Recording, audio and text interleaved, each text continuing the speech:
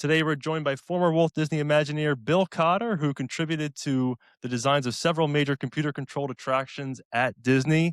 And he is also a person of great knowledge about World's Fairs, especially the 1964 New York World's Fair, which many of you know has great relevance to Disney parks, especially Walt Disney World in Florida. So, Bill, how are you doing today, my friend? Oh, doing fine. Our rain has finally stopped out here in Los Angeles, and people say you like it out here with all the smog and traffic.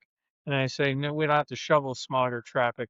But I remain eternally grateful Disney moved me out here from the East Coast. And it is always something I thank them for every day. It seems like whenever I'm out there, it's like 75 degrees, never any rain, and it's nice. You mentioned the 64 World's Fair. And I had grown up, I was originally from Brooklyn and moved out to Long Island. And the World's Fair, we drive by, see it being built, and one of my uncles actually worked on the site. So when the World's Fair opened, I went and my eyes must have just popped out of my head. It was for a 12-year-old kid, it was the greatest thing in the world. I mean, first of all, you had the futuristic stuff, the worlds of the future, cities under the sea, but you also had really cool dinosaurs and, the newest cars, old cars. It was really great. So I went to the fair a lot, really made an impression on me. But like everything else, the fair ended in '65. I went off to college and I got a degree in electrical and computer engineering. And I was working as a submarine designer, computer systems on the Fleet ballistic missile submarines for the United States Navy. We were over at Cape Kennedy and we would do our test launches out of there. And we had a day off that was unplanned. They weren't sure if the new missile, if it blew up, it would survive, the blockhouse would survive or not. So they gave us a day off. Everybody else decided to go over to Disney and go play golf. And I said, "Well, I'm not a golfer, but I'll go over it. I'll drive over it." And I walked in, and there was the '64 World's Fair again. There was Mr. Lincoln, and there was the Carousel of Progress, and there was a monorail. And so I went off and applied for a job with Disney, thinking I had all this scientific programming background. I could program the country bears or things like that.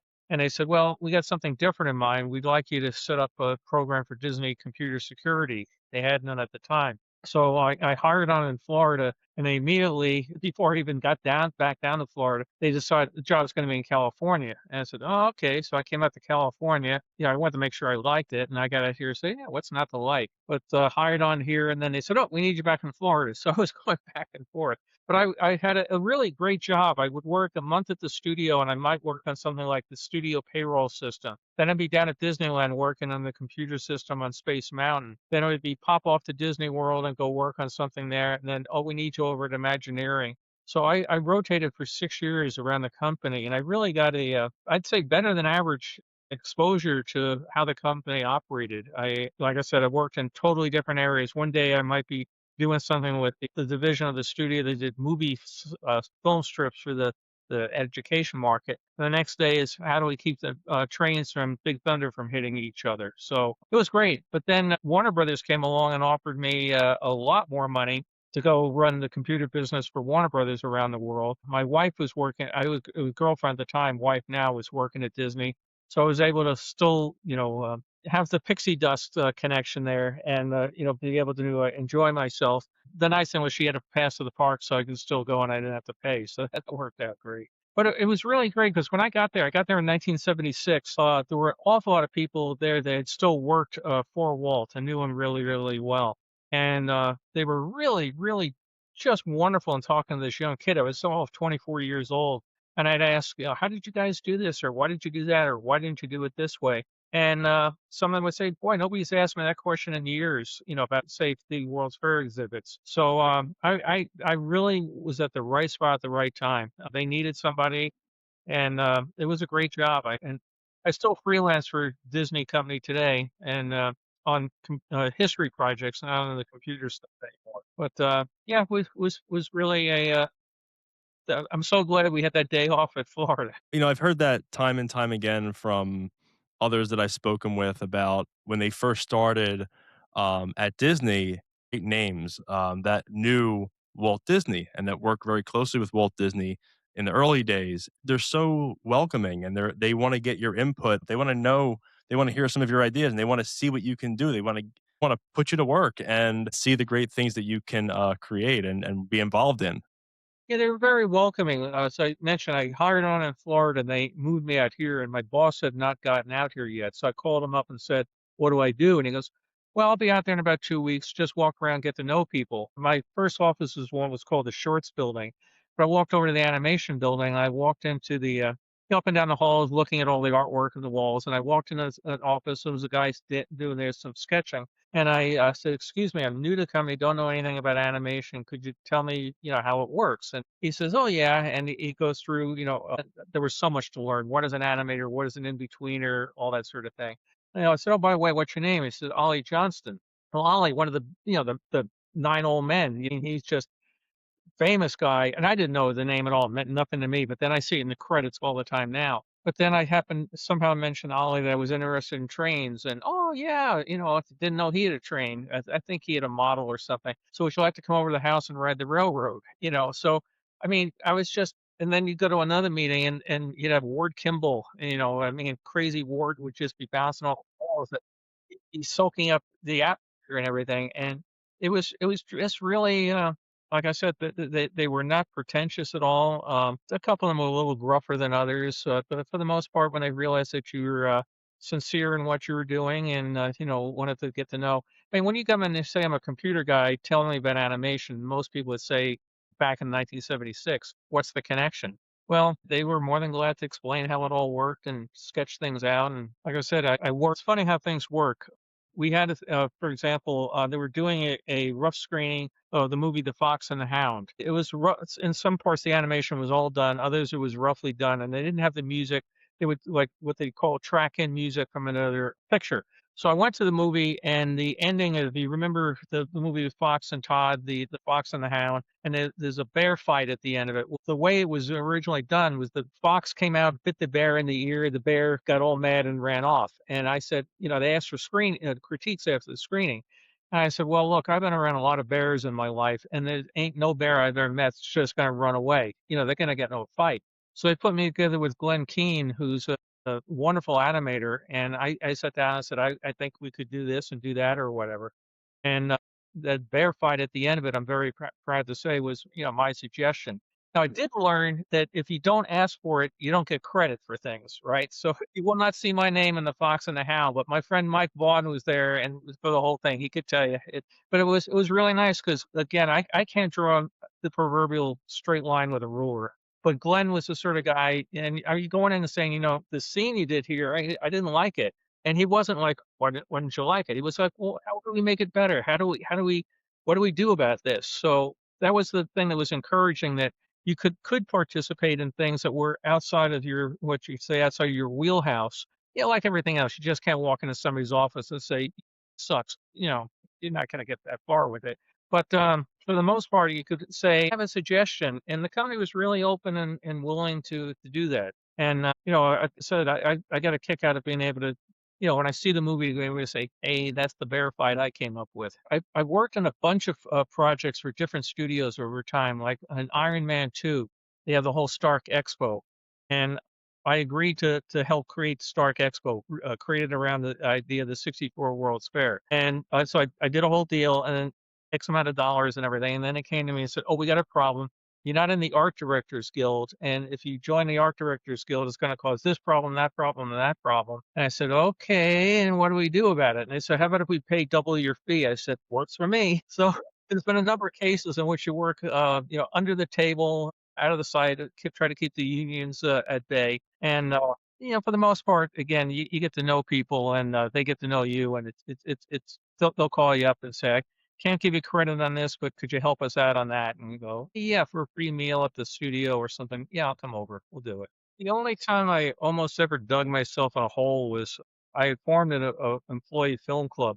We had a really great thing where we could take home a movie and three cartoons, and they give you a projector and a screen. And I sat in my living room and I watched Snow White. And I said, "Okay, now I'll watch Pinocchio, and I'll watch Dumbo, work my way through." But we didn't have copies of the TV shows to take home. So I formed, being clever, a film club, and I would screen, like Operation Undersea, the making of 20,000 Leagues, and I'd invite people in from that had worked on it to come and speak at the theater. So I had like the story of dogs about the making of Lady and the Tramp. I had Jerry Geronimi, who directed the movie.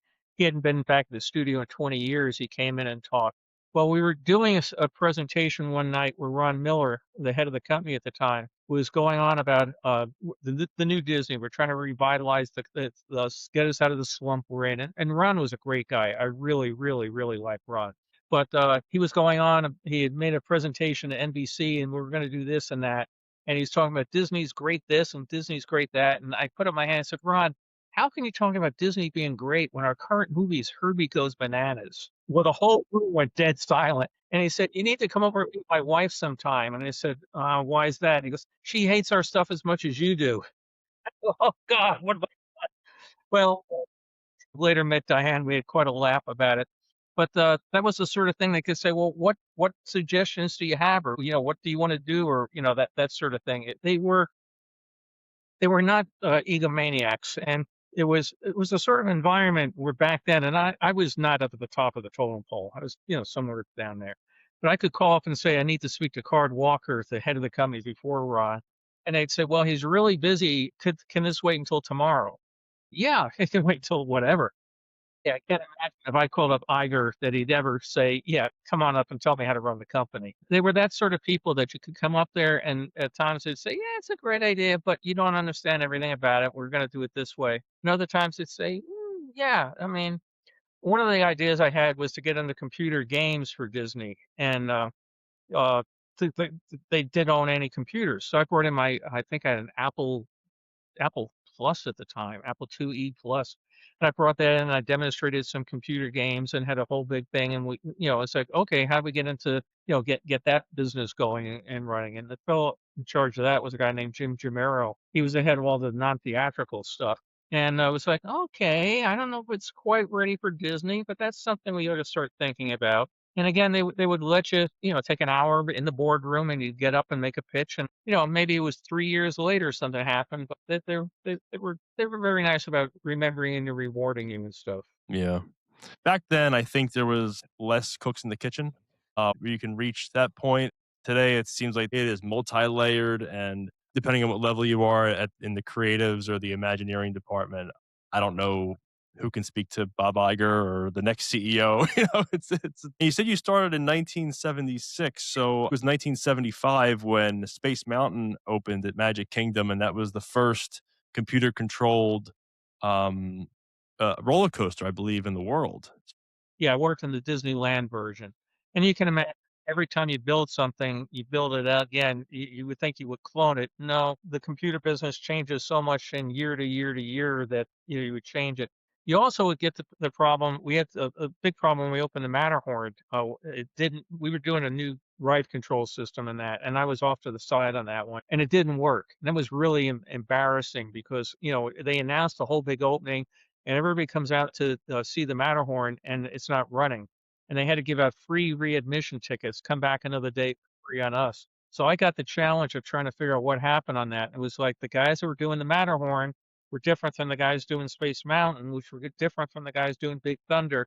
So let's all start trying to work on one common thing, because a roller coaster is a roller coaster is a roller coaster. But every team wanted to have their design, and that so you do run into politics when you get stuff like that, when you come back and say, we don't need that. We need to do it the old way, which works. That the Matterhorn was an interesting postmortem to try to sort out how that went bad and how to keep that from happening again. Basically, the watch I'm wearing has more computer power in it now than Space Mountain did back then. But there's sometimes you try things that work. Sometimes you think they're going to work, and they sound like they're going to work, and in the lab they work, and in reality they don't. For example, on Space Mountain, you're always trying to increase the throughput on the attraction. How do you get more people through it faster or whatever? People basically know it's get pulled up by a chain and then it's gravity fed and comes down. Well, if you have a sled with say 4 people in it, weigh 200 pounds each, that comes down with a certain speed. But if you have another sled with only 2 people in it, and that's 400 pounds or even 160 pounds or whatever, kids or whatever, comes down at a different speed. So somebody thought, well, why don't we try to come up with a way to dispatch the rockets not based on every X number of seconds, but do it basically on the speed of the rocket. So we would take every rocket, figure out what the coefficient of friction was on that rocket, because each one has different wheels and different characteristics. So rocket one may fully loaded do it at this speed, rocket 2 at this speed. But also, let's put a scale in the loading area that when people get onto the rocket, we can now figure out the weight of that rocket fully loaded with this a bunch of people, and with the coefficient of friction of this rocket, dispatch now, and then we could do this one and that one. And it worked great when we put sandbags in, and you put 800 pounds of sandbags in, it would work, and you put 1,200 pounds or whatever. But when you put people in, it didn't work because sandbags just sit there. People turn and they move and they bounce up and down and they're doing their seatbelt and everything. And it just changed the entire dynamics of how the whole thing operated. So we had this great system, that was absolutely brilliant design. The guy that initially came up with the concept, but beings aren't sandbags. So turn off the scale and dispatch every 30 seconds and stuff.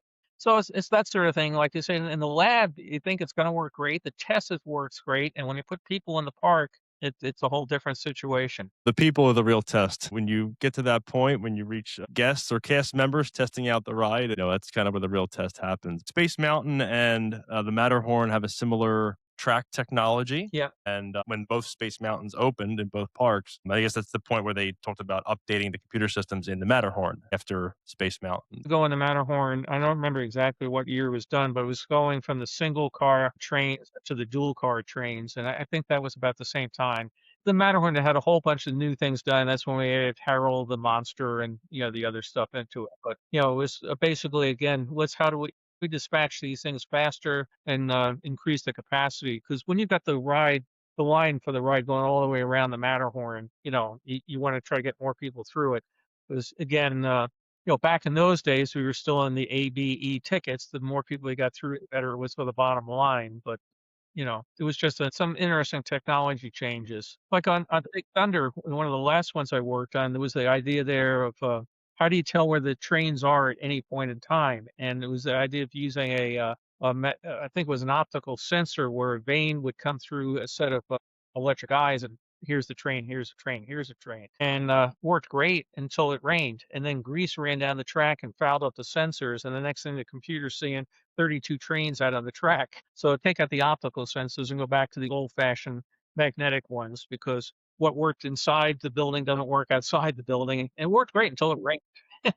And that was a real devil of a one to try to figure out. Yeah. Were you involved in any attractions at Epcot? Yeah, I worked on a couple of them. It was really funny. I was really trying, basically at that point in time, to get more into the design side of stuff. I was getting a little bored with some of the computer security stuff I was doing and everything.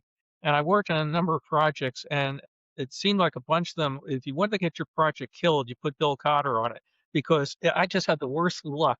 There was one like I was a early thing on living seas. I was a scuba diver, and wow, I can work on that. But the one I really got the furthest on was something called going to be called Tron Arcade. You know, uh, Tron was just coming out. Matter of fact, part of the set of it was designed about my office, how a computer guy would sit at it, what the desk would be. But we came up with this whole idea for some really futuristic computer attractions, video games, and 3D branching, and all this sort of stuff.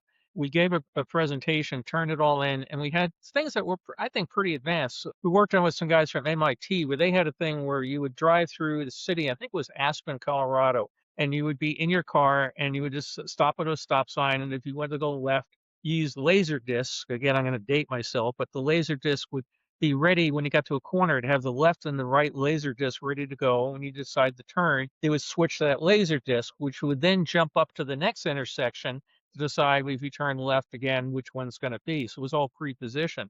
And we thought, okay, this could be fun, but driving through Aspen's not going to be fun. But how about if you were going kayaking and you were going through the ice flows, and we had a really neat thing built with a paddle that could detect how fast you were paddling and that sort of thing.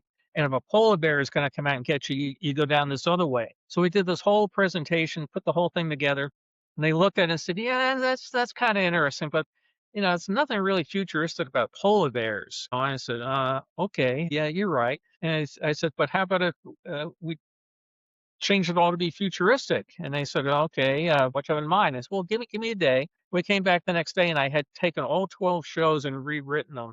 And so now instead of going down the ice flows, you were in the canals of Mars, and a seven-headed Hydrex monster would jump out at you. and they liked it. "Oh, okay, yeah, Mars is great. Can we're doing all this stuff. Can you guarantee that you can have it open by this date?" And I said, "Well, I mean, I can guarantee that my part can be ready, but I can't guarantee what the construction guys will say or do because we haven't had a chance to talk to them about any of this." And they said, "Well, if you can't guarantee an opening day, we can't do it." So if you see early pictures of Disney World, there's posters up for Tron Arcade, and when it opened, it was a plush animal gift shop. And it was so frustrating because now when you go to things like soaring over California or soaring around the world, you can go, because we had a virtual hang glider, same sort of thing. You could say, I want to go down this canyon, I want to go over this swamp. So again, stuff we were doing 50, 40 years ago for Epcot, ends up opening decades later. But yeah, so look, I can look around in little bits and pieces. I'd be in a meeting, go, how about this? How about that? So yeah, well, if I go to Disney and my kids, and then when they go to places like Epcot with me, I go, I work on that, I work on that, and then they didn't care. They wanted to go meet a princess or go shake Mickey's hand or something. Tron Arcade, it was gonna be in Communicore Yeah, West. It's even in one of the books from 1982 previewing the Tron Arcade as upcoming attractions. Unfortunately, it didn't come to be, and outside of that, there's not a whole lot of information about the Tron Arcade, and you watch the movie Tron, which came out the same year Epcot opened, interestingly. It kinda has that similar look, when you look at early Epcot and Tron. It's yeah. interesting connection there. It was fun to work on. We had some things, and you start learning stuff. Again, what works in the lab doesn't work in the reality. So we built this really nice motion simulator hanging in a hang glider. Well, I knew how to do it. My partners knew how to do it, but when we brought in the average person, and particularly if somebody was very large and you had to help them get on the harness and strap the thing on, you realize, okay, this is taking 7 minutes per guest. How many guests can we get through this thing in an hour, sort of thing? So you started some people were getting motion sickness. Okay, we'll work on that. But even little things like we had a game where you would try to, you remember the old games on the computer? You would try to put like a barrier around your opponent and have them run on the wall. We had a thing where you could point to a wall and shake your finger and it would change it to your color. And you shake and shake and you're trying to block your other guy in. And we had these little wristbands that would figure your X and Y axis based on where you're going. And then when you shook, it could light up the dot. Well, it was all great, except when we finished every demo of it, the people would start walking out of the room and not take their wristbands off. So we said, "Oh, well, you got to leave the wristbands." So then we started putting a cable on it to keep them from walking out the door with it.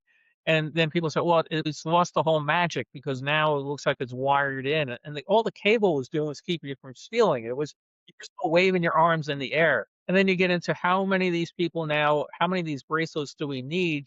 Because we have to sanitize them between each person that gets to use it, just like the glasses in the theater and everything. So, all of a sudden, again, what's the throughput? How many of and these things were not cheap to make. How many we're going to have? How do we clean them? How do we get them out? So again, the people from operations at the park would come up and sit there and go, "Oh God, no! What are you guys thinking of? Don't you can't do that." The whole concept of the arcade was to come up with the look and feel of it. The discs and the master control program and all that and artwork around the facility. But inside, everything was basically standalone things that were not connected to the movie. So you weren't playing the game. You weren't on the game grid, and people weren't going to annihilate you or anything. But it was futuristic, so the Tron name was used for that. But there wasn't a Tron ride per se. Epcot at the time when it opened, very high tech. They use all of the latest innovative technology to build and work those attractions. And you visit Epcot now, you tell your kids, I worked on that, I worked on this. And so what are some of those other projects? There are other attractions that you worked on in Epcot? Well, these days, some of the stuff's gone. I mean, the trouble. Do you remember a show that was there called the Astuter Computer Review? The original Communicore computer show, yes, Yeah, in Communicore East. yeah, that was it was fun because we were there for the preview of it, and there were a whole bunch. At that time, the official computer company was the Sperry Univac, and, I was sitting in the preview gallery with a bunch of the, Sperry people, and there all the stuff down below, and the guy's trying to figure out, "What's that box over there? Is that the" I don't remember what numbers they were saying, but, "Is that the DS-2000 controller? No, that could be the MS-5." No, it wasn't. It was a box with our stuff in it painted to look like a Sperry computer because they didn't make what we needed to make. Sperry was really good for running our mainframe systems and the hotel reservation and the payroll and everything, but they didn't have anything like what we needed to do to run the park.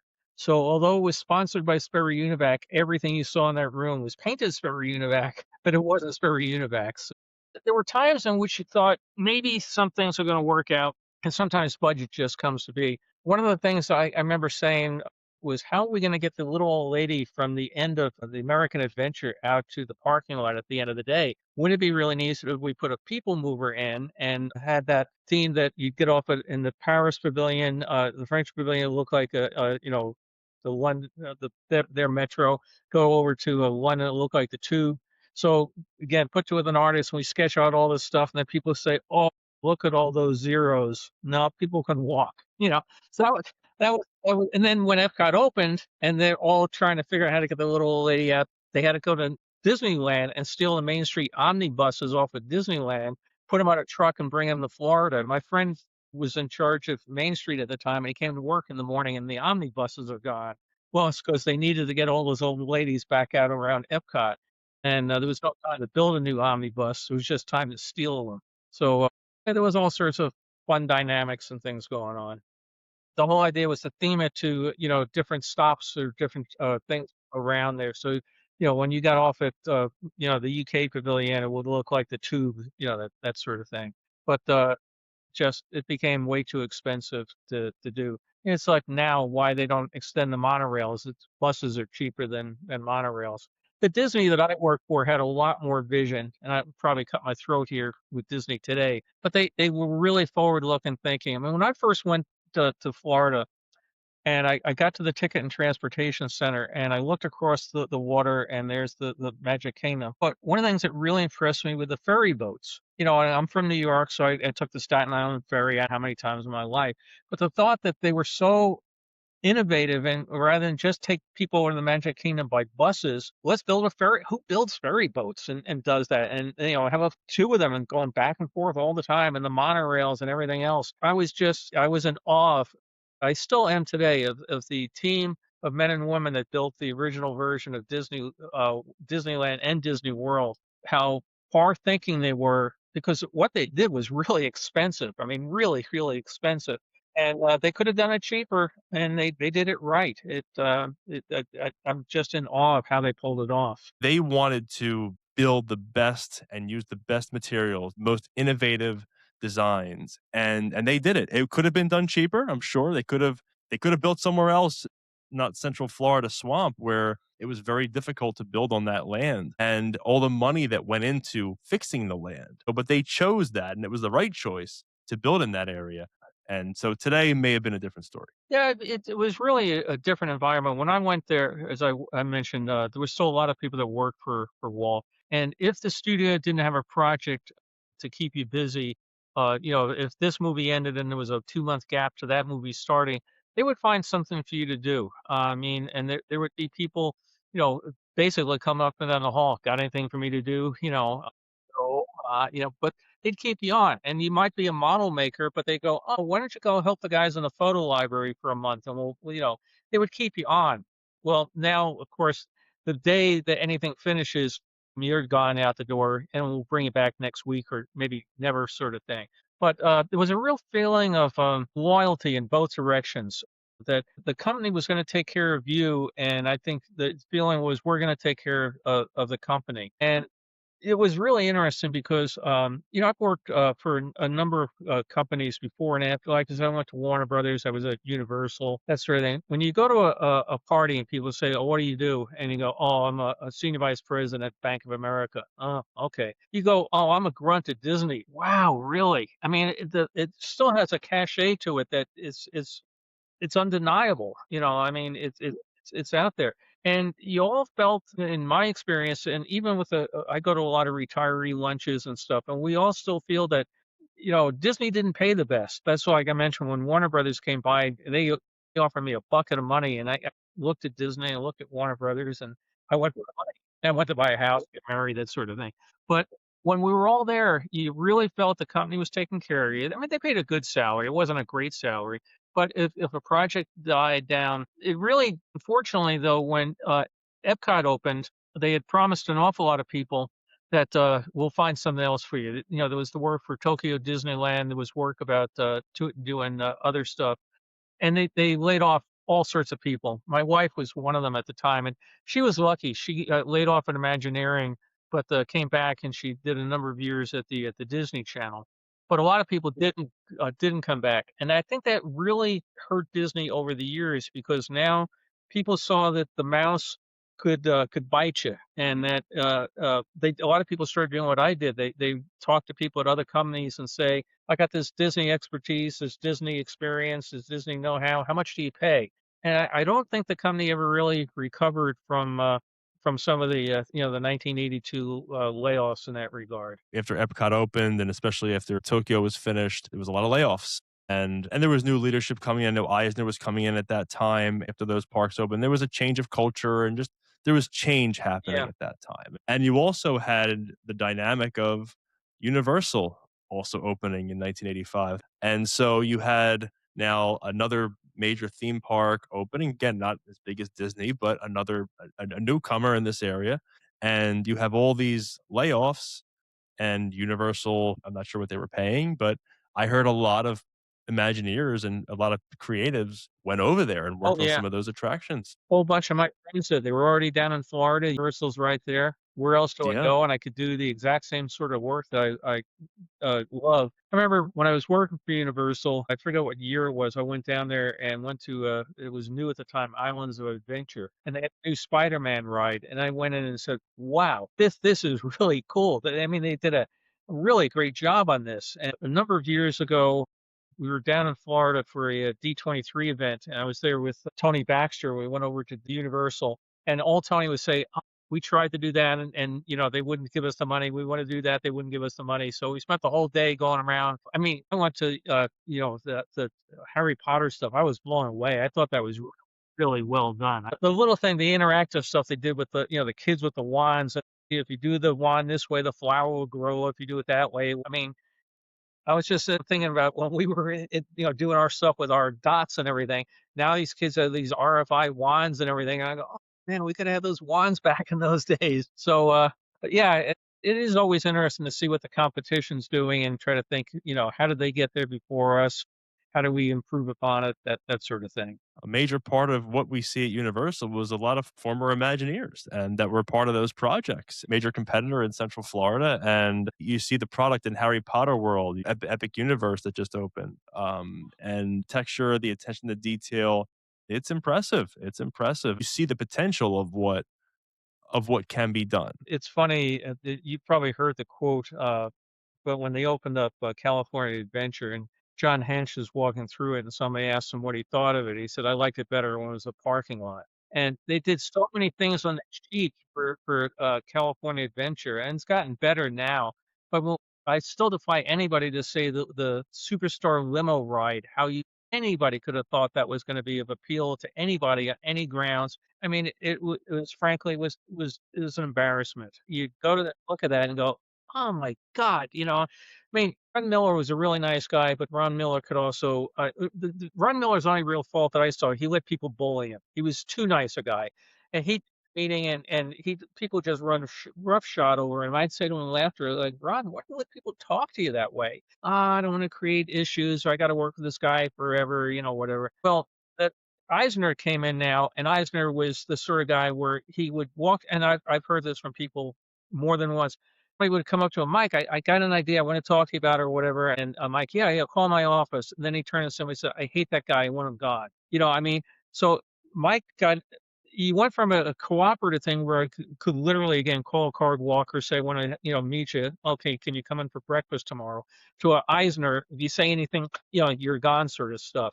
And I think that really hurt the company tremendously. That I went over one day, I was at Warner Brothers, and it's a small incestuous world.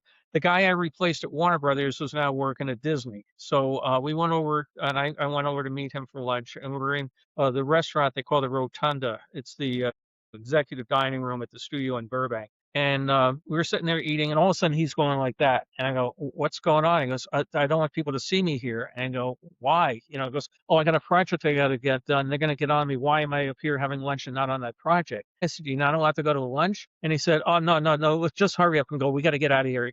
And I never felt that way in my life when I was there. I mean, and that to me was Wow, that was a real eye opener. The environment had changed that much that people were now afraid for their jobs. I mean, like when I was there, you did your job, you didn't make a fortune, but your job was going to be there tomorrow, next week, or whatever.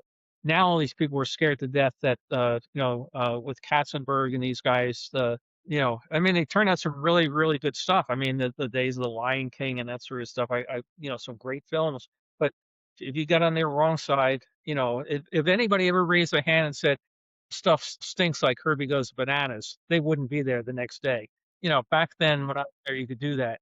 Good luck to people once Eisner got there. That's the difference. If you're a room of creatives and you have good ideas, discuss those ideas. You try and make them better because you've reached that point where you're sitting in that room. You have good ideas. And so they may not be the ones that Eisner or anyone else say, well, this is the way, but it's an idea that should be discussed, or this project wasn't good and let's do this next one better. You should be able to have those conversations because it's about, improvement, making it better. I was sitting here years because again, besides all the computer stuff and everything, I wrote the book on the history of Disney television, and that became from the film club that I mentioned earlier. I would introduce a Jerry Geronimi, and I'd go to the archives, look up, take notes, and give a speech. And over the years, I'd be at Warner Brothers, and Disney would call up and said, "What show was it we flew the guy the jetpack around the Matterhorn?"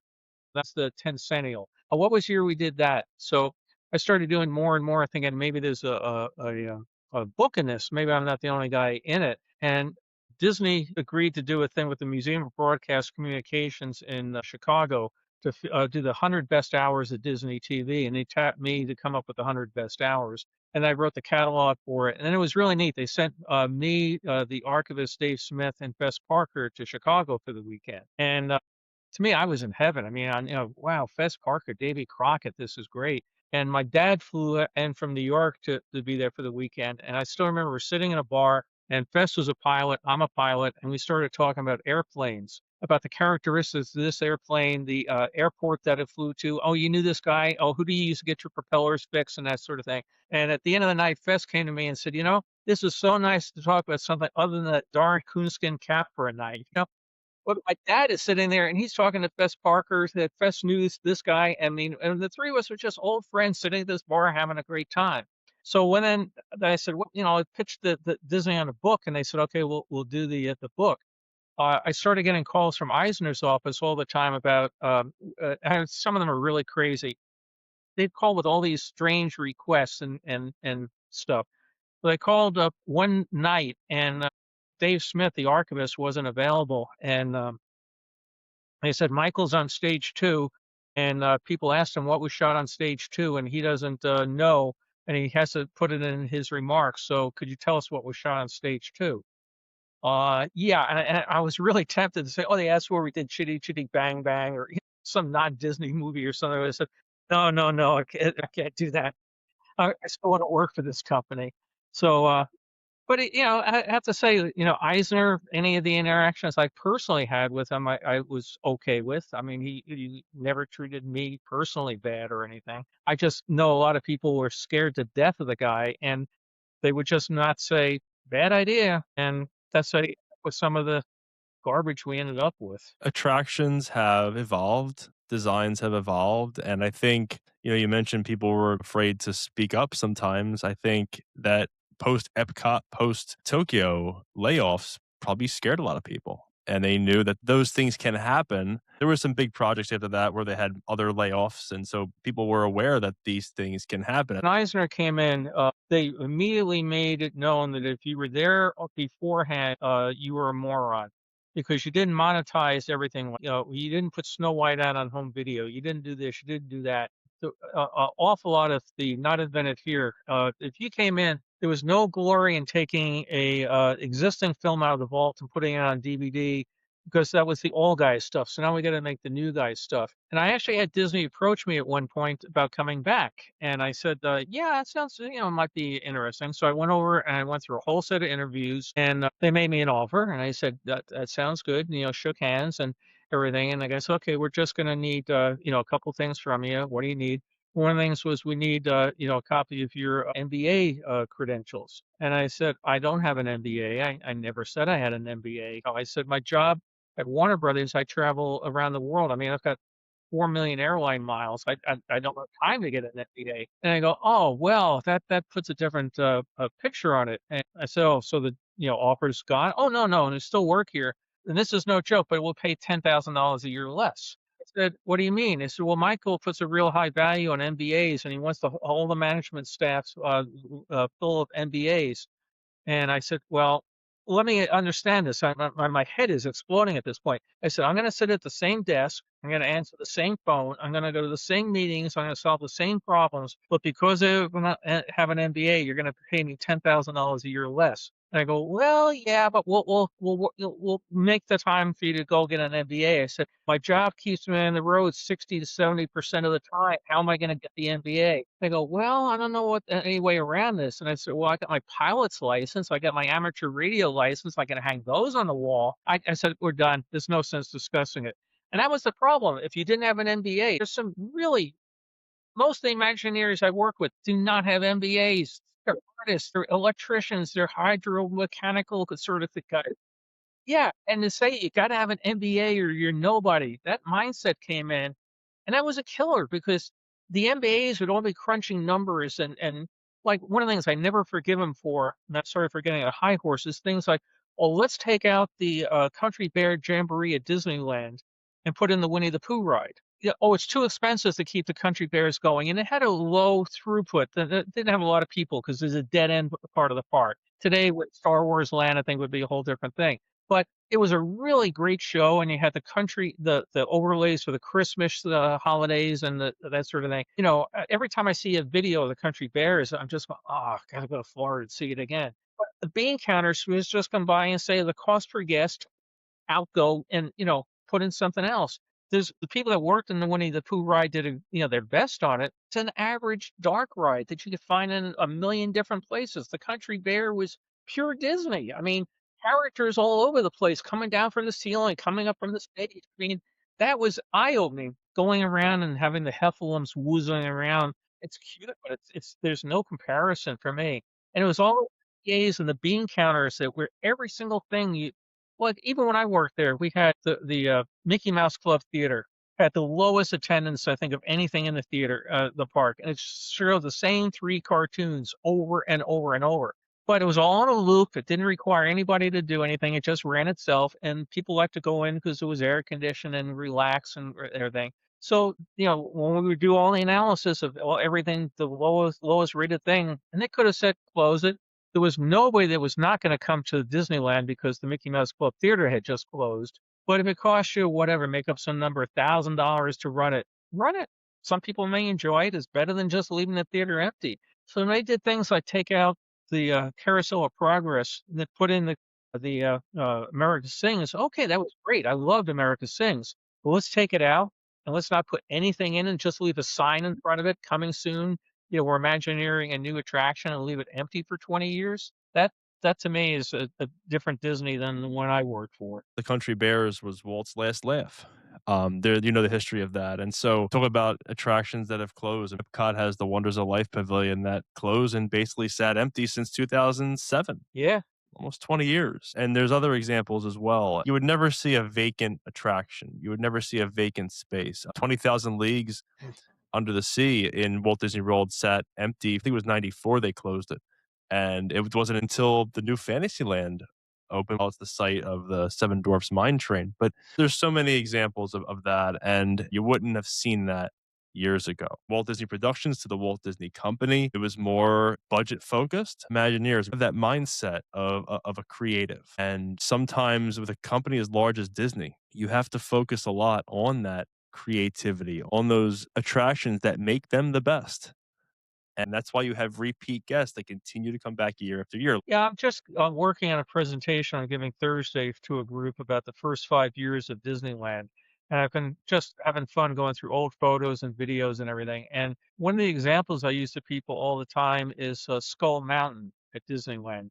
Gone now, but you had Captain Hook's pirate ship, and then next to it, it was empty. It was basically an area to have a bunch of your tuna fish sandwiches, and they put the skull rock in there, and with the glowing eyes and the waterfalls and everything. One person I think ever said, "I want to go to Disneyland and pay money to go see Skull Mountain," but they put it in there because it made the whole area that much better, that much more appealing and interactive. And Walt he and his team would just constantly be putting money into the park. And there were things that didn't work, the flying saucer ride and some of the other odd bits, but they were constantly putting things in to make it better. And I do have a section on the Talk of Giving Thursday and the failures, the phantom boats and some of the other things that didn't work. So you got to try things, and not everything you try works. Just like our scales on the Space Mountain, you tried it, didn't work. But they were always what they were doing is called plussing the attraction. How do you add this and how do you add that? And that's the sort of thing I always get a kick out of. I could go to Disneyland for free, but I don't go much now today because of all the crowds, and I hate having to do everything on the app. I want to schedule my bathroom breaks 6.2 hours from now. You know, again, when you work on something, "Oh, I really wanna stand in line for 2 hours for this." What it's just random thoughts that came in. When we opened Space Mountain, the li and people complaining about the park being crowded, the line went all the way. Oh, we had, the ramps that went up, the speed ramps to get you up there, had to turn those off because they kept filling up the top and, there was no room for anybody. The line went all the way to the train station. I mean, we knew we had something that people were gonna like, but literally we came walking out, and walking down, and you get to the hub and you turn and you walk down the street, you get to town square, and it's all the way to the train station. And you figure it's a 4.5 hour wait for 2 minutes and 36 seconds or whatever the length of the ride was. People aren't gonna do that these days, but boy, we sure had them coming out back then. They eventually evolved to have Fast Pass. Then it was Disney Genie. Now it's Lightning Lane, which you have to pay for.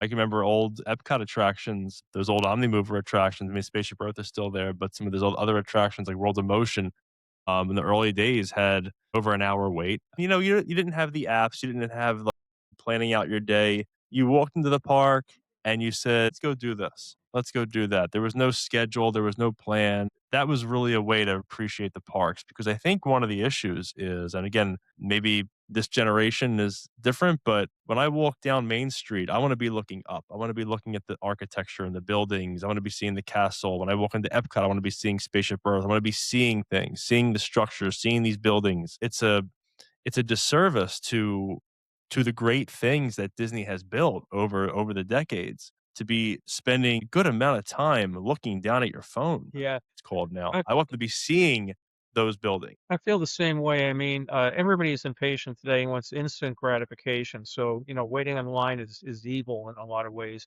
But, back in the Paul Pressler days, that's where my dissatisfaction with the park really started.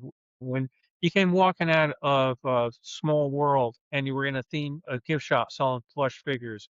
You came out of, what you call it, Buzz Lightyear. You're in a gift shop. Everything was put you in a gift shop. Sell, sell, sell. And I just think that's wrong. I mean, the more you try, people always get in this big argument about how it's a double-edged thing. Disneyland is too expensive. It's too crowded. And you go, just stop and think about this. If we made it more expensive, it'd be less crowded, right? But people are going to yell about that. If we made it cheap, it's going to be more crowded. So whatever you do, you can't, people are, upset there or anything. But when you start thinking about what the price of a ticket to Disneyland is, compared to, like, say you go to a Dodger game, okay? I used to have season tickets for the Dodgers, and I stopped a number of years ago because, like, the food prices can just drive you crazy. And it stinks at Dodger Stadium anyway. But to drive out there, you park and you do all this, and you go, "Wow, I had a really great time," and it could just cost me, for a party of four, just cost me $600.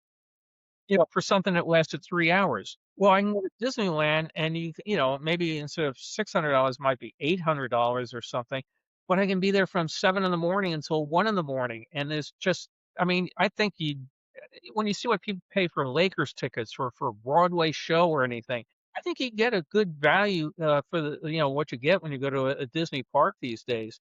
And if you cut the price in half, everybody'd be mad because you wouldn't be able to do anything. I mean, it would be so. When I worked there, this is no joke. We used to take our ties and name tags off, go into the park, ride Space Mountain, run over, get a ride on the Matterhorn, run down to Coke Corner, get a hot dog, and go back and eat it at our desk. Today, there's no way you're gonna go at lunch hour and ride those 2 attractions, or you're probably gonna be waiting in line just for the hot dog the majority of the time. We could do all this stuff. The attendance was really low. And we used to get there used to be a phone number where you could dial and it would tell you attendance in the park at this moment is whatever. They discontinued that. But there were days in which, the park was just deserted. I mean, and now I mentioned at the beginning of this talk about all the rain we've had. It can come down in buckets and people are still standing on line because now you got to make your reservation oh, I had a reservation. I better not miss it. I got to go. I just think it's taken a lot of the spontaneity out of it. Another thing you mentioned walking down the main street is you don't see the entertainment, and that's one of this presentation I'm doing on Thursday. There's all the musicians and the different acts and things that would keep you going, and almost all that's been, axed over the years, and they've brought back a little of it. But again, the bean counter mentality is, "Why do I need to pay these guys to play the saxophone, whatever it's gonna cost? Who's gonna come in to the park?" When Tony Baxter told me one day after we had opened up Indiana Jones, he was saying that management told him, "We're never gonna build anything like this again." And he said, "Why?" He says, "'Cause it doesn't bring anybody extra into the park that we can fit. We have a certain finite capacity." Now, when they opened up something like Star Wars Land, they gave them a lot more geography to spin people out. But if you came up with a really, really bitching show and you said you wanted to put it where the Carousel of Progress was, and it's only going to be $250 million for the greatest show anybody's ever seen, they would probably tell you no, because we can't fit any more people into this place. And that's become a real issue in terms of what do you do? How do you pay for something if you can't bring extra bodies in the gate to pay for it? Yeah, there is a certain capacity at Magic Kingdom and Disneyland. I was having a conversation with someone. They were in Disneyland and they wanted to get a Dole Whip, and they wanted to wait in line and get a Dole Whip. At Magic Kingdom, you can still do that. They didn't have lines, so you have to use the app to Yep. get it. So you couldn't actually just go up to the window and order one. No, you have to go onto the app. It was just taken aback by it, just how everything has become controlled by this computer in your hand. Yeah, we were there about a year ago, and my wife and I both love Dole Whips. And so let's go get a Dole Whip. We walk up, and you got to use the app. There's nobody here. Well, we're making the Dole Whips for the people that already ordered on the app. So I go on the app and I make the reservation for come back in 15 minutes to get my Dole Whip. So we went and we sat on a rock outside the restrooms over near Adventureland, and we're waiting. And one of the tour, I guess they call them tour guides or attraction hosts or whatever. Anyway, she comes up and says something about, are you waiting for somebody? And I thought, I'm like, now is this rock reserved? Do I need to put this on the app? I said, oh, we're waiting for a Dole Whip. And she goes, well, we have extra seats in the VIP area. Would you like to see the parade? And I said, "Well, yeah, I'd love to do that, but I gotta wait for the Dole Whip." And she said, "Oh, that's okay, we'll wait." And we got our Dole Whip, and they were great seats. I mean, I don't know what they charge for these things, but I mean, here comes the Christmas parade is coming down, it's going around. My wife was like, should they know you or something?" I said, "No, they just came up out of nowhere and asked." It made the day for us, I mean, but again, we're sitting there killing 15 minutes that we could have been theoretically going to the Haunted Mansion or 15 minutes going to Ride Autopia. But no, they made us sit and wait 15 minutes to get a Dole Whip because they have to have everything done on the app. And that to me, again, I don't know at 8 o'clock in the morning exactly what I'm going to want to eat for dinner. I mean, I don't walk in and say, tonight I know I'm going to want a veal parmesan with a side of this. At that time of day, I may have already eaten too much popcorn. I don't want to eat at 6 o'clock. I'll eat at 7 o'clock. Nope. You have to tell us now. And now when you're making your reservation, you have to go look at the menu and tell us what you want to eat and everything. Just, I don't enjoy that. It's just one of those things that parks do change, guests change as well, tastes change. Disney is going by what they think is best. I'm not saying what they're doing is wrong. I'm just Oh, saying that no. I this mean, is different. This obviously, is different for a business decision. People want to go to Disney World as a whole, Disneyland as a whole, and see familiar names. They don't want to ride a 45-minute Universe of Energy attraction. I mean, that's the rides we grew up with, right. but the generation today doesn't want to sit through 45 minutes of learning about fossil fuels. Yeah, again, I think Disney's doing well. I mean, I look at my Disney stock and I'm very grateful I bought it back when I bought it. It's done well. I go to the park and it's absolutely packed with people. Obviously, they know what they're doing. Yeah, and again, I'm very proud for the years that I've worked for Disney. And like I said, I still, they call me up today and ask me to do something, sure, what do you got in mind? Let's go up and do it. And it is funny because about maybe 2 years ago, I was at something at Walt's barn at the Griffith Park. And it's the barn where he actually built his trains. For people that don't know it, it's at Griffith Park. And one Sunday a month, they have an open house, and they usually invite somebody to come in and talk about Disney or whatever. And they were doing a thing where some of my friends were doing a book signing. So I went over there, and we were listening to somebody play music there at the thing. And this little kid turns around and, and tugs on my shirt, and I thought I stepped in front of him or something. And he goes, "Are you Bill Cotter?" And I go, I always joke. I said, "Yeah, does that? Why does he owe you money or something?" No, and he's, "I've seen you on Disney Plus." And I said, "Oh, okay." And, yeah, I was on the behind the attractions. I did, I think, 6 episodes for them. But this kid recognized me. He wanted to know how to become an engineer. And one thing I told him was, well, first of all, you got to be used to people saying no, and you got to keep pushing. Because if you just try to get in the door, and the kid's only like 10 years old, 12 years old. But I said, you got to go to school and you got to be really good at school because you got to be better than everybody else that walks in the door and asks for the same job. And I said, you got to be good in math. No matter what you do, you got to be good in math because I want to build this. What's it going to cost? I don't know. What's the payback on it? I don't know. So I told him, you got to be really good. And his father was so happy because he said, I can't get this kid to study. I mean, wow. So, like I said, on things like that, and I do get a kick of, we go to places and people do recognize you and want to talk to you, whatever.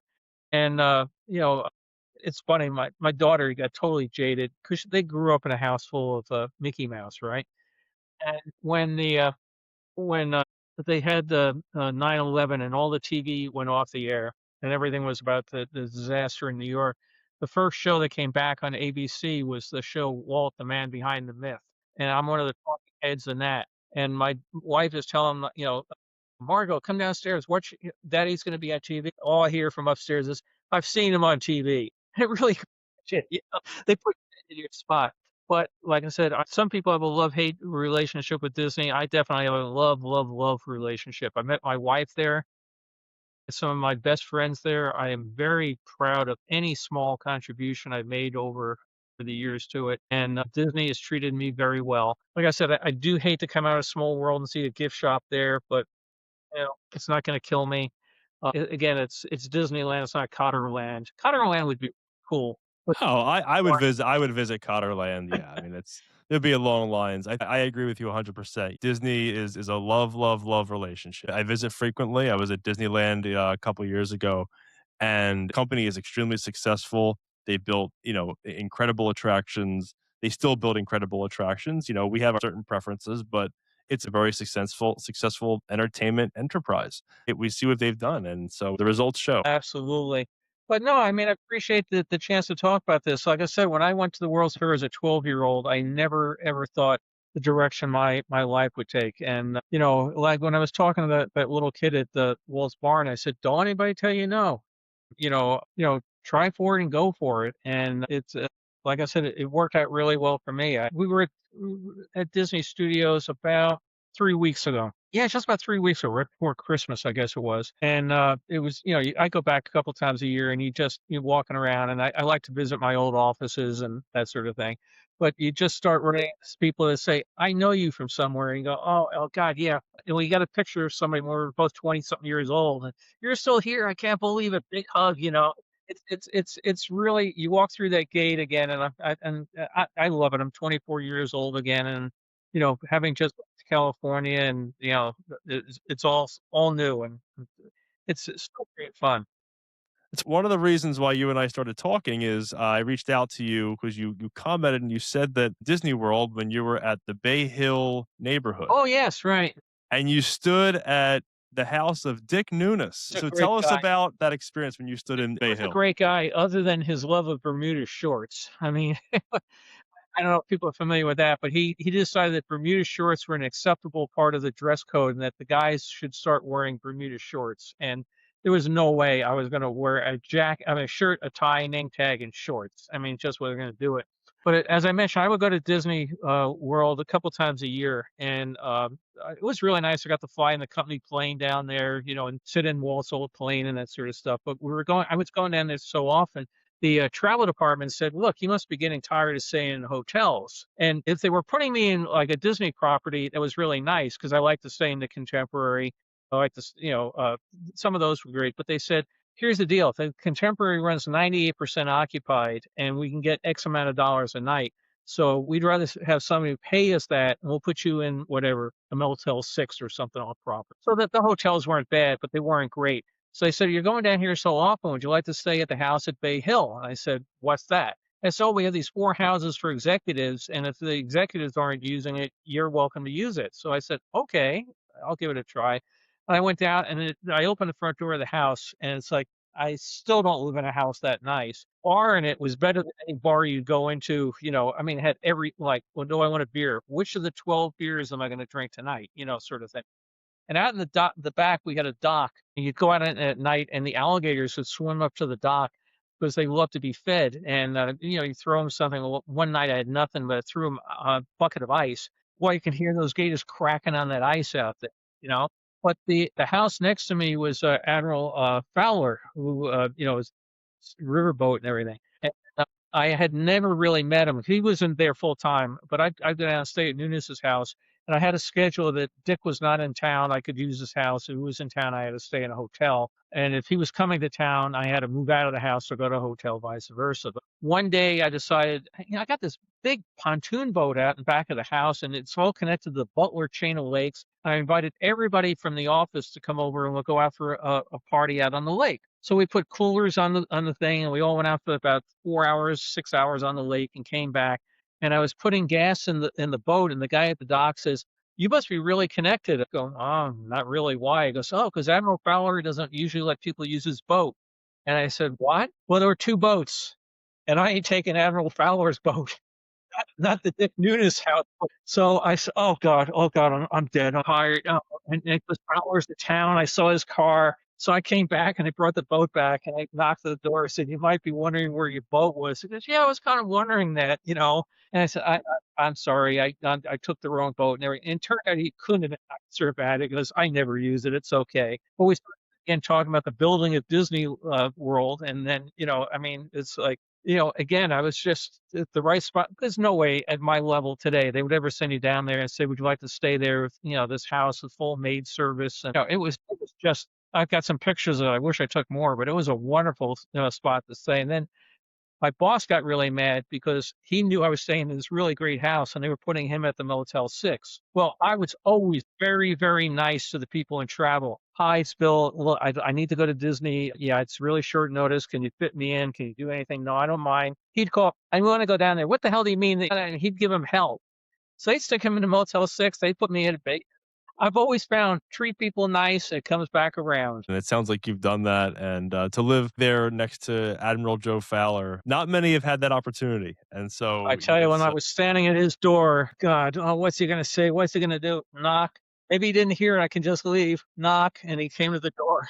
I was scared to death. he was responsible for how Yeah. Disney World got built and the construction and incredible life and incredible career. That's why you see his name places on the riverboats and everything. As I'm getting goosebumps back, that was a scary day. I was scared. No, Admiral Fowler just doesn't let people use his boat. I tell you, my blood just ran cold. I'm sure. I'm sure. You've been around the parks for so many years and you've written some books. So tell us about some of the books that you've written. I wrote the book, The History of Disney Television, which my son the other day was saying, "Did you really watch every single show that was in that book?" Because I had been working on this book for years. I'd work on it, put it aside, work on, put it aside, and I would send it to all these publishers, and I go, "We don't want to deal with Disney because the legal department's terrible." All right, and it was really nice because Dave Smith, the Disney archivist, and Robert Tiemann, his assistant, really were. I couldn't have done it without them. They were absolutely wonderful. But although I worked at Warner Brothers, I had a reserved parking spot at the Disney Studios, which people could not figure out, how that came to be. But I would literally finish about 4 days a week. I'd jump up from Warner Brothers, I'd drive over to Disney, and Robert would have a cart with all my files and everything on it that I wanted to look up on writing. And I did all the cool shows first, the Davy Crockett's, the Zorros, and then I got into the other stuff at the end. But that work like a maniac. I'd jump in the car. I'd stop. There was a hot dog vendor between the two studios. I'd get a hot dog and eat it in the car going back to Warner Brothers. So Disney called up one day, we want to do your book. And I was out. My wife answered, and I said, it's got to be one of my friends pulling my leg. And she goes, no, it's so and such. I go, that is the lady. So it was really funny because they said, we want to publish it. Can I have it ready in this point in time? And I said, yeah, sure, no problem. And I go, oh my God, and they had in mind a 300-page book. I turned in an 1,100-page book, and they had I had a really, really wonderful editor that cut it down to 626 pages. And we had to take out all sorts of things that were appendices, and she did a great job of cutting out stuff. But I have all that stuff on my website. If you go to billcotter.com, a lot of the stuff I cut out, I sell on a DVD or CD, a PDF file of the stuff. But that really was great because it got me to go to Chicago with Fess Parker. How would you like to go on a Disney cruise and speak about it? Would you like to speak at the D23 conventions? So it worked out really nice. What was really funny though was when I was trying to get them to do the book, I spoke at a Disney National Fantasy Fan Club convention, and I gave a whole presentation on Zorro, and I said the first chapter of Zorro is online and you can download it for free. And if you like it, write to this guy at Disney and tell him you'd like to see the rest of the book. So when they called up and said, we want to do the book, I said, okay, well, negotiating. They said, do you have a really big family? And I said, no, I've got four brothers. And why? He goes, we've been getting letters from around the world. We've been getting them from Chile. We've been getting them from Madagascar. We've been getting them from Japan. How'd you get so many people to write to us? And I said, well, I put the first chapter on the internet. And I said, well, what's the internet? This is no joke. I made more money helping set up Disney.com than I made on the TV book. And then, like I said, I'm not trying to sound immodest. I've really lost track of how many DVDs or things I've done for Disney. I have them all on my website if anybody wanted to look. But over the years, I had been long interested in the World's Fair, as I mentioned, getting went there. Somebody they had a guy who put together a thing in New York where we went back. I think it was for the 40th anniversary of the fair. A bunch of us went to a hotel. We showed pictures, movies, that sort of thing. And then he called me up and said, "Look, this publisher had agreed to do a book about the World's Fair, and the guy turned it in. And it's garbage. They want to know can he write a book on the World's Fair, but he didn't have any pictures." And I said, "Well, I got pictures. I've lost track. I have close to 60,000 photos of the 64 World's Fair alone. I mean, it's an insane hobby." So he and I wrote the book together, and it was really nice. And I'd write chapter one, he'd write chapter two, I'd write chapter three, and then we homogenized. And they then came back and said, "Could you do a second book? Could you do a third book?" And I've done 13 of them now for Arcadia Publishing on a variety of different World's Fairs and things. And I enjoy it because I mean, I've got the virtual background here. The real stuff is filing cabinets overflowing of stuff. I've always been a big believer, why have it and not share it? So if you go to I have two websites, billcotter.com, which is my general stuff, and worldsfairphotos.com. And I try to take pictures of World's Fairs and like the 64 World's Fairs. Somebody said I own the reel-to-reel tape recordings that were played at the fireworks show. Do you want them? I bought them, had them transferred. They're on the website. Again, no charge. People just go and enjoy it. My attitude is if I can get anybody interested in it, like that 12-year-old kid was interested, and anybody has as much fun with the stuff that I've had with it over the years, I'm more than We used to have a guy out here, Madman Munts, and he would sell cars and then he'd go into the TVs and stuff. But his slogan was, I'd like to give it away, but my wife won't let me. She thinks I'm crazy. Well, luckily, we're very understanding. And the mail today, three more packages of movies showed up that I'm going to scan and do stuff with.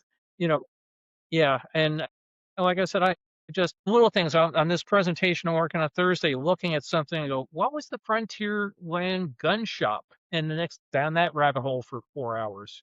So but, yeah, and I've contributed to, a couple hundred books and magazines and things over the years. I used to write on the magazine called Starlog about science fiction stuff. I used to write a lot, and it was always great fun because you get to go on the sets of the movies and see the previews and things before they're done, and I've always enjoyed writing, and it's a fun hobby, and occasionally it pays a bill or 2. That's great, and have a love for something and to appreciate the history and the stories behind the stories. These things are part of a part of our collective history, a part of our memories. You have a passion for that, and you were able to document all that. I mean, 60,000 pictures alone from the New York 1964 New York World's Fair. I don't know many people who have that many. I That's I impressive. think I've got the most. You know, You may have the most. You should call the Guinness Book of World Records, and you should be in there. The New York World's Fair was used as a laboratory for the East Coast audience for Walt Disney oh yeah, in possibly building an East Coast park, which eventually became Walt Disney World. yeah. Was a term you use at Imagineering, OPM, other people's money. If you can get somebody else to fund your project, that's a lot better than you trying to fund it. So the World's Fair is a great way to test out having, his whole thing with the East Coast sophisticated audiences like his homespun humor, and the World's Fair was a great way to find that out, and it worked out well. He decided real early on it wasn't going to be in New York. The weather's bad, the unions were bad and everything, so but that's when they were buying up all the, land in Florida and getting ready to do that.